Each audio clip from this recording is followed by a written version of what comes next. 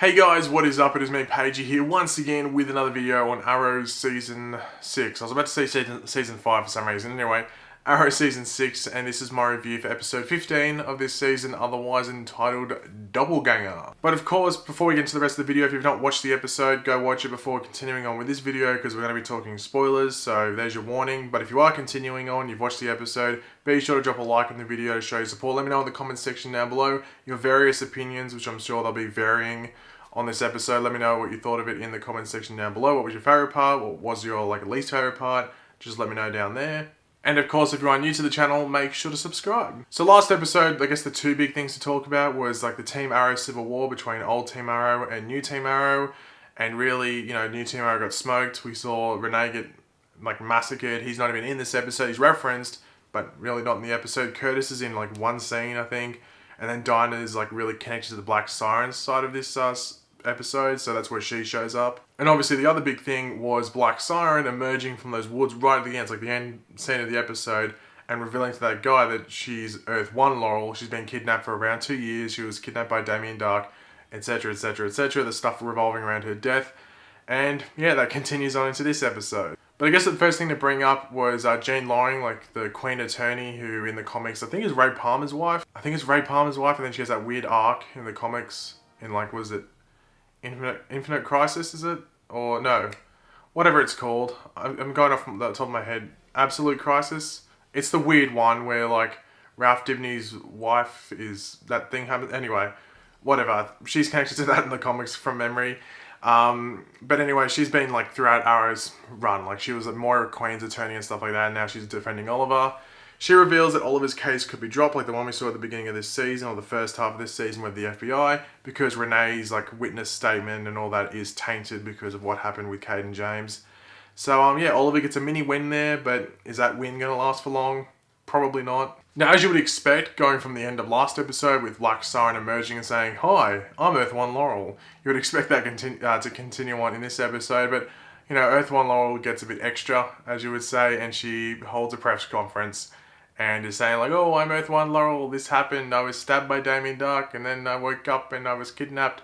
And then she's hugging Oliver, it's the first time she's seen him forever, might I say, calling him Ollie, seeing her dad, calling him daddy and stuff like that. So yeah, she's definitely playing the part. I wonder if Earth 2 Laurel was a bit of an actress, because she's putting on a pretty good performance, I must say. As we knew going into this episode, Roy Harper is back, but yeah, not in the way I think Oliver thought, as he's actually the new witness for Oliver's case. So yeah, that's Oliver's little mission for this episode. Find out what the hell and where the hell Roy Harper is hiding and what he is up to. So let's kick on with that one. One major thing I do like about Black Siren is her sass, just to different characters and stuff. She just doesn't cop anything. She's just a funny character to watch. She's evil, or was evil. I don't know if she'll be redeemed or not, but she's just got a lot of sass. She's a very sassy character, which I find funny. But the one thing that doesn't annoy me with Dinah Drake, I know last episode I said she was the most unlikable character that I've seen on TV for a while. She was last episode. Obviously, towards the end of it, last episode, she gets a talking to, and it looks like she's gonna not be as unlikable. But one thing I've had an issue with Dinah Drake in regards to the Black Siren thing is her hypocrisy around Laurel being a murderer, when Dinah Drake was a murderer and then Team Arrow took her in and took her away from that lifestyle. Dinah Drake was going around murdering people when we met her last season.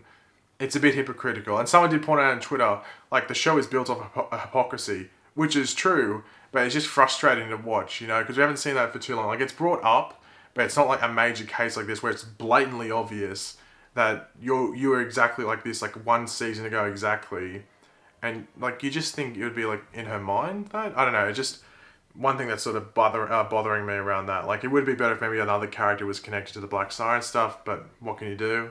As we also knew going into this episode, Speedy is back. It was cool to see Thea back in that suit. I think I said last season in the crossover was the last time she'd suited up, but apparently in the mid-season finale she had suited up in the Speedy suit.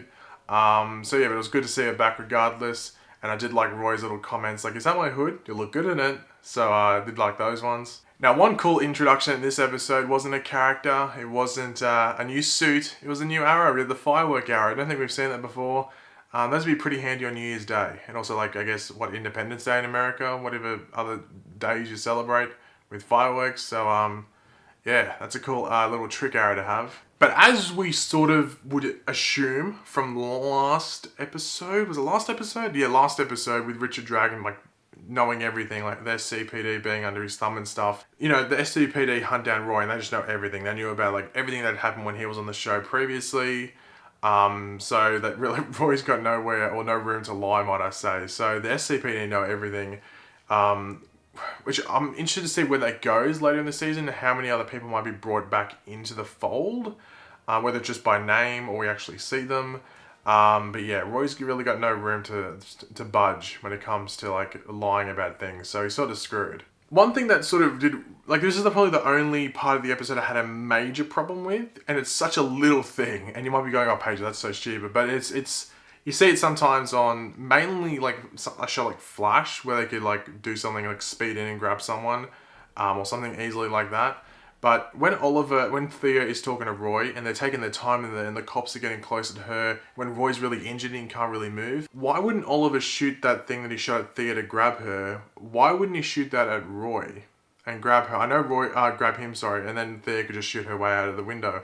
I know Roy was saying like, oh, I'm too injured to swing, but I think that's more like to hold on to Thea and stuff. Like if Oliver wrapped him up, you think it'd be better off than him getting beaten more by those guys with the phone books and the police batons and stuff like that. So that was one issue. That was like one part I was like, wouldn't you just do that to Roy and then Thea could get her own way out? But I don't know, maybe I'm nitpicking. I'm trying not to. I don't try to nitpick, but it was just one thing that I just thought that could have been done that way and it would have made more sense. But anyway, this episode was a really good episode for Richard Dragon, or Ricardo Diaz. He's not called Richard Dragon on the show, but he's in that. That's his name in the comics. That's what he's been referred to. So it's so hard for me to not call him Richard Dragon. Ricardo Diaz, or the Dragon. This was a really good episode for him in regards to just showing more of him, because we haven't really seen much. Whenever I see him on screen, I love him. He's one of my, like, in the New 52, I love the arc with Ricardo Diaz and the Green Arrow and stuff like that, and they're sort of doing little elements of it in this season, which I do appreciate.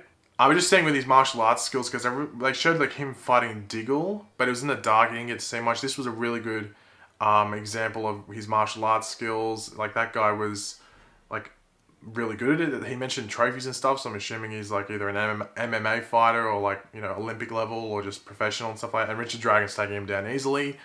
So that was a really good example of it, and I'm excited to see more of him fight. But even just that conversation he has with Laurel, he just like yells like, "Clear the room." You're gonna leave the room if you hear that. Like it's an intimidating threat to just leave the room. And him and Laurel's conversation was good, and I'm just want to see more of his character. To be completely honest, I'm really liking this character, and I know we've had to wait a while to meet him properly, but I think that's gonna work to the season's advantage, because he's really getting properly introduced, similar to how like when Prometheus was revealed to be Adrian Chase and he completely changed. That was this episode last season, I'm pretty sure, where Prometheus was revealed to be Adrian Chase. So you're going to see, hopefully in the next couple of episodes, the similarities to last season, how the story just progresses and gets much, much better as we move forward. So I'm hoping that's the case, and with Richard Dragon getting more screen time, or Ricardo Diaz, might I say, getting more screen time, I'm sure that will be the case. One nice scene in this episode, like just a sit down and have a talk scene, was Oliver talking to Thea and saying, look, I think when we sorted all this stuff out with Roy, that you should leave with Roy and go have a happier life, because Oliver's experienced it himself, and he wants Thea to be happy, and really Thea wouldn't be happy in the situation she's in at the moment. So going away with Roy, and we know that Roy's been like no wife, no kids. He's been living in a minivan, I think he said, or he's sick of living in them. So she would go off and live with Roy, which I think is a smart option. I hope we do see that. We have one more episode. I think before Thea leaves. I think Thea's meant to be leaving next episode. Don't quote me on that. It could be episode 17, but I think it's next episode. Or meant to be. And same with Roy. So Roy's in next episode as well. So hopefully Thea doesn't die. That's the thing I'm hoping for. Hopefully they don't set up like Roy and Thea are going to leave and have this happy ending and then she dies, or Roy dies, or they both die. Hopefully that doesn't happen. Hopefully we get a happy ending for both of those characters. Like Laurel's... how she's going about things is sort of confusing. Like she tells Team Arrow her plan, his plan, might I say, which allows him to go in and stuff like that. We'll get into it in a second, but like I was just like, okay, it seems to be like flip flop. Like which side is she on? But we'll talk about that in a second. I just need to bring that up now, just for like the chronological way that the episode played out.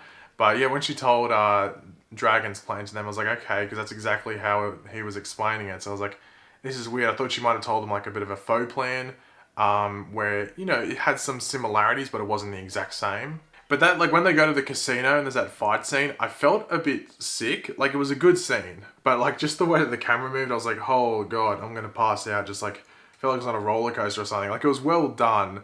I just think when they do those scenes sometimes, maybe like hold the camera just still for a second, because I was like freaking out. I was like going up and down. I was like, oh god, I'm gonna vomit here. So thank god it ended pretty quickly. It wasn't too long of a scene, but it was good. I still like this scene. Like Thea being in there, it almost looked like bloodlust Thea, like borderline bloodlust Thea. But yeah, I felt a bit sick watching it, even though it was still good. Now, I don't know if anyone noticed this, but when when Roy gets back to the bunker, like the first thing he has on is like the red hoodie, which he's like synonymous for. We always saw Roy in the red hoodie, and then obviously he had the Arsenal suit. So I just thought he had the fact that he had the red hoodie on straight away was pretty cool. But then we get into like the juicy bits, I guess you could say, of the episode, like to end it off. We saw Oliver talking with Laurel, and we hear her say that she's like willing to try and be Laurel, even though Oliver's not for it. He's like, well, give me the chance. Like, you know, you can, like, I can't be like, what's the word, like good or like be redeemed if you're not gonna let me. So the fact that Oliver was almost like borderline going to give her a chance was pretty good, and I'm interested to see where that goes. But then we see her get that good work text, like the text says good work, and it's from Ricardo Diaz, and you're like, this is confusing. So really a big question regarding Black Siren or Earth 2 Laurel that's becoming Earth 1 Laurel isn't really like, is she going to be redeemed? I guess that's one question, but I think the main question at the forefront now is like, who the hell is she betraying? Is she betraying Ricardo Diaz in that group, or is she betraying Team Arrow? Because it's hard to tell at this point. It does seem like she is on Ricardo Diaz's side, because whenever it has anything to do with Ricardo Diaz, she's more smiling, and when she's like, it's revolved around like Team Arrow and the good side, if you want to call it, it's more dull. Like, she doesn't seem that happy about it. But that might be the way that they're getting Katie Cassidy to act on screen, as if she's all for the Ricardo Diaz stuff, but really she's more for the new Team Arrow, or the Team Arrow stuff, might I say. So it's confusing. I'm interested to see the answer, and I don't think we're going to get the answer to it until the end of the season, like the last 2 episodes.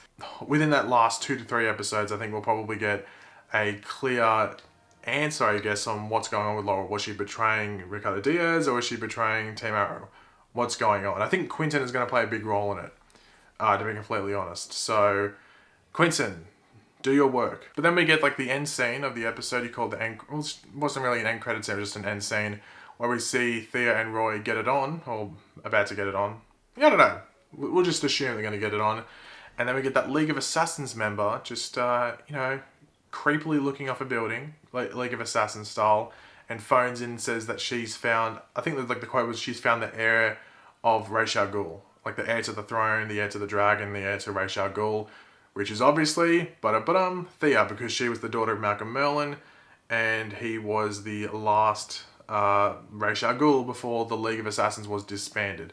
I know technically like Oliver would have been Ra's at that point, because he won the fight and got the ring, and then gave it to Nyssa, who could have been Ra's, and then burnt the ring. But I guess Malcolm was the last like proper Ra's, if that makes sense. So Thea would be the heir to the throne. So that's basically next episode, and we know that Nyssa Al Ghul is back for next episode, which is really cool. Unfortunately, let me look down at my notepad for a second. Wow, Arrow is not back till March 29th. So it is it's the 9th in Australia, it's the 8th in America now. So 3 weeks until a new Arrow episode. So a 2-week break technically, but 3 weeks from now we'll get the new Arrow episode. So that's a long wait. I think Flash is taking a break after next week's Iris Speedster episode. I don't know if it's a 2-week break or just a 1-week break. I know Flash is taking a break after next week though. And I think Legends is on until the end of the season. I don't think they're taking a break at all. So yeah, it's a long wait for Arrow. Hopefully it's good. It's worth the wait, might I say. But overall, this is a pretty solid episode of Arrow. I was happy with it. We got Roy back, we got Speedy back, or Thea back in the Speedy suit, might I say. More evolution in the Laurel storyline, more evolution with Ricardo Diaz. So it hit a lot of different numbers for me, which I wanted to see. Had some down points. There was little new Team Arrow or new Team Arrow members in this episode, so that's a plus, because they are frustrating at the moment. But yeah, so overall I enjoyed this episode. I don't think there's many down points. Wait, there was an Olicity scene in this episode, I just remembered. It went by really quickly, so I can't remember what they even talked about, to be completely honest. Yeah, I can't remember, so we'll just forget that even happened, because I can't remember what happened in that scene. But yeah, I'm looking forward for the next episode, even though it's 3 weeks away. God. CW, why do you do this? But thanks for watching, guys. Hopefully you enjoyed the video. If you did, it'd be awesome if you could drop a like on the video to show your support. Let me know in the comments section down below what was your favourite part of the episode. What did you like the least? What did you like the most?